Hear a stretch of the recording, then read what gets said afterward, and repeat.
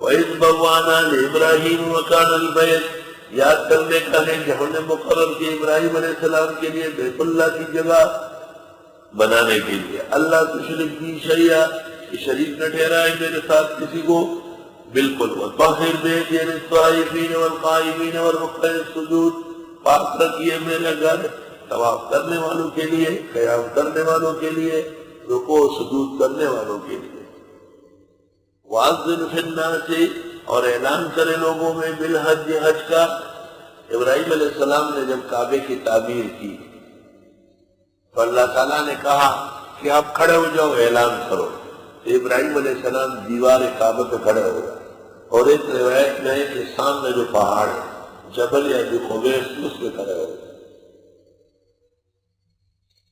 ابراہیم علیہ السلام نے کہا خداوند تعالیٰ اس جگہ تو کوئی مخلوق میرے علاوہ نہیں ہے۔ حق تعالیٰ نے کہا تم کانوں میں انگلیاں ٹھونسو، جتنی طاقت تم میں ہے زور لگاؤ، آواز نکالنا تیرا کام، پہنچانا میرا کام۔ ابراہیم علیہ السلام نے کانوں میں انگلیاں دی اور کعبے کے دیوار پر یا جبل ابی قبیس پہ کھڑے ہو گئے اور زور سے کہا یا ایھا الناس، اے لوگو، ان ربکم بنا بیتن، تمہارے رب نے گھر بنایا، فحجوا، حج کرنے آؤ۔ جس نے ایک دفعہ سنا لبیک، ارواح میں، روحوں میں، ماں کے پشتوں میں، ماں کے سینوں میں، باپ کی پشتوں میں، روحوں نے سن لیا، مادوں نے سن لیا، آواز دی لبیک، ہم حاضر آ رہے۔ جس کی روح نے آواز دی ہے وہ جائے گا، اور جس کی روح نے خاموشی اختیار کی ہے وہ محروم بنے۔ ہندوستان میں جو 7 سلاسل مسلمان بادشاہوں کے ہوئے ہیں، اول سے لے کے اخیر تک کسی ایک نے بھی در کعبہ نہیں دیکھا، اورنگزیب بادشاہ بھی نہیں دیکھ سکتا۔ اللہ اکبر۔ امام ابو حنیفہ نے 55 حج کیے، آدم علیہ السلام نے 50 حج کیے، بقی بن مخلد نے 75 حج کیے، 210 حج تک حاجی موجود ہے دنیا میں رہا جس نے 210 حج کیے۔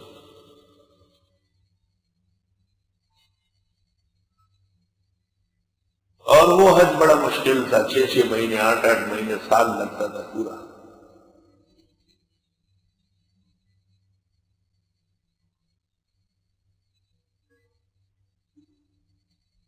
خدا کا شکر ہے کہ اللہ نے نصیب فرمائے ہیں بار بار، اور روح کی اس خیر کے اقدام پر اللہ کی عنایت اور احسان کا شکر کرنا چاہیے۔ اللہ اکبر۔ وَأَذِّنْ فِي النَّاسِ بِالْحَجِّ، اعلان کرے لوگوں میں حج کا، یاتوک رجالاً، آئیں گے آپ کے پاس آپ پیادہ،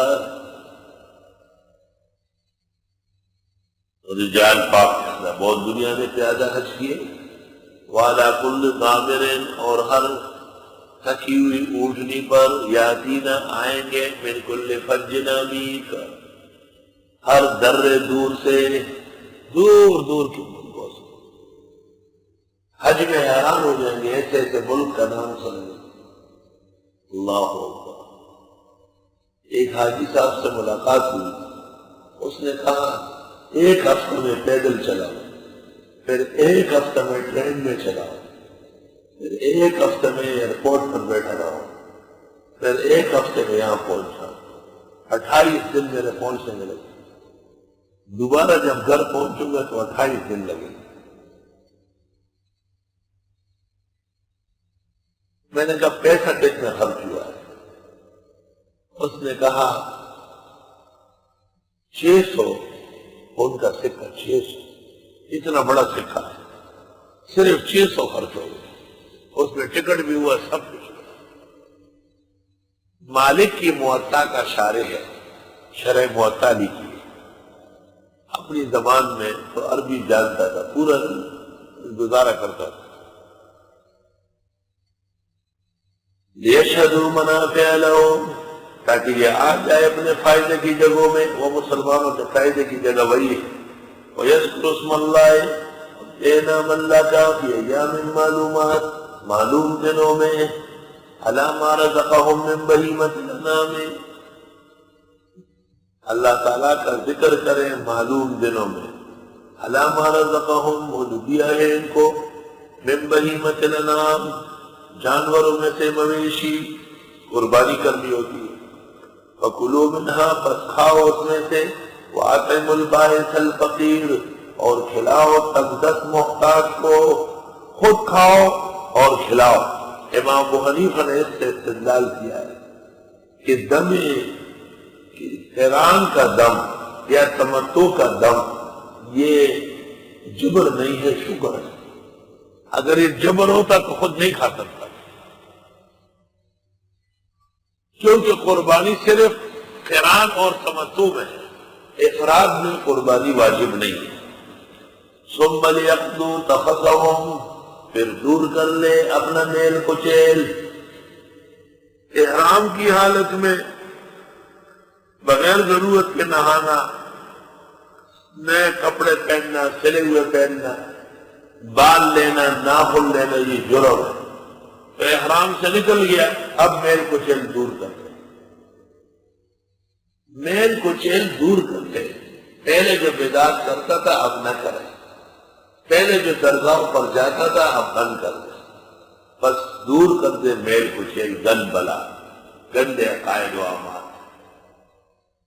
یہ نہیں کہ حاجی صاحب حج سے آیا اور اب اگلے دن مزاروں میں جانا شروع کر دیا، وہ تم نے آیت پر عمل نہیں کیا، ثم لیقضوا تفثهم، پھر دور کر لے میل کچیل۔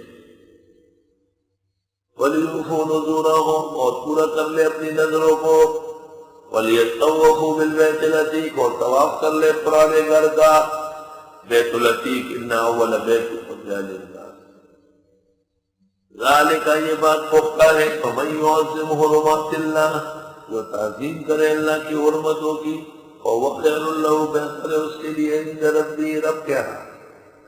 وَأُحِلَّتْ لَكُمُ الْأَنْعَامُ، حلال ہے تمہارے لیے مویشی، إِلَّا مَا يُتْلَىٰ عَلَيْكُمْ، مگر وہ جو پڑھی جائے گی تم پر، فَاجْتَنِبُوا الرِّجْسَ مِنَ الْأَوْثَانِ، بس بچو گندگی سے بتوں کی، وَاجْتَنِبُوا قَوْلَ الزُّورِ، اور بچو جھوٹ بولنے سے۔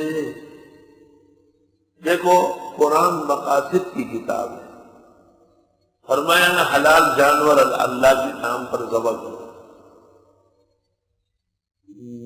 بتوں کی نجاست سے دور رہو، یعنی بتوں کی نظریں نہ کرو، بتوں کے نام پہ نہ کاٹو، اور جھوٹ بولنے سے بچو۔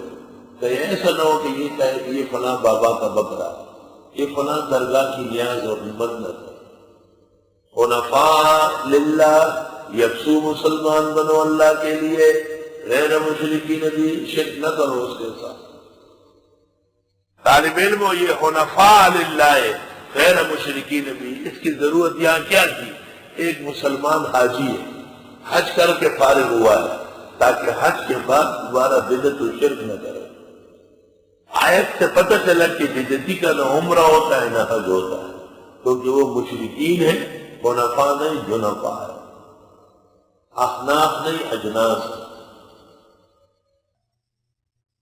اخیر میں کہا کہ یکسو مسلمان ہوتا ہو، وہ حرم دیکھ کر کے پھر یہاں آ کر کے نعرے لگاتے ہیں مخلوق کے،